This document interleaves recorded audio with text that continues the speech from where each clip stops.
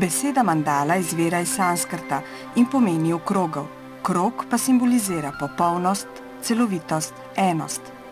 Sporočilnost mandal je vedno večplastna in povezana z iskanjem poti do povezave z duhovnimi prostori, kjer se naše dušno bitje prepozna v skladni enosti z vsem stvarstvom. Sporočilnost je velika, saj mandale predstavljajo univerzalne simbole. Seveda beseda mandala nam je nekoliko tuja, ker izvira iz sanskrta, torej staroindijska beseda. Sicer pa so podobe krogov kot take energijske točke, bi lahko rekli, točke meditacije, točke, ki nas pripeljejo k zbranosti, pravzaprav nas spremljajo od vedno. Najdemo jih tako v cerkvah, v rozetah, tudi v naravi, v cvetovih in v raznih, predvsem naravnih pojavih, kakor pa tudi kasneje v umetnosti.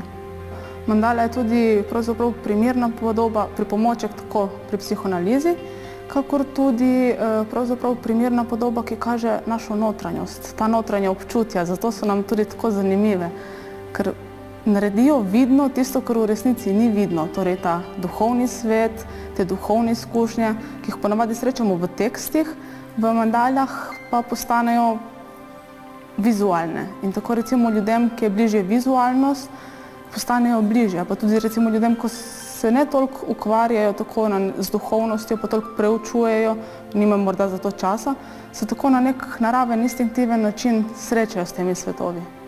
Vanda Omejc in Gabriela Železnik pripravljata razstave mandal v Narodni in univerzitetni knjižnici v Ljubljani že 10 let.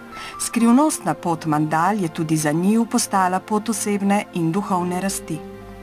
Kakšna so vaša občutja, ko se pripravljate na to, da boste ustvarili mandalo, in kakšna so vaša občutja potem med samim ustvarjanjem in potem, ko je mandala končana? Občutki so čudoviti. Najprej začutim mir, notranjo radost, veselje in ob samem ustvarjanju enostavno se izgubim. Nisem več tukaj, čeprav fizično sem prisotna, ampak plavam nek svoj svet in dejansko prenašam to duhovno sliko v to fizično razsežnost, v kateri mi trenutno živimo. Jaz, ko mandalo pogledam v center, se avtomatsko spostavi konekt z božanskim v meni in tisti trenutek padem v nek brezčasni prostor, ker se čas ustavi, se ustavi in samo teče. Mnogi uporabljajo mandale tudi za meditacijo in to, kar ste zdaj pravzaprav vi opisali, gre za neko vrsto meditacije.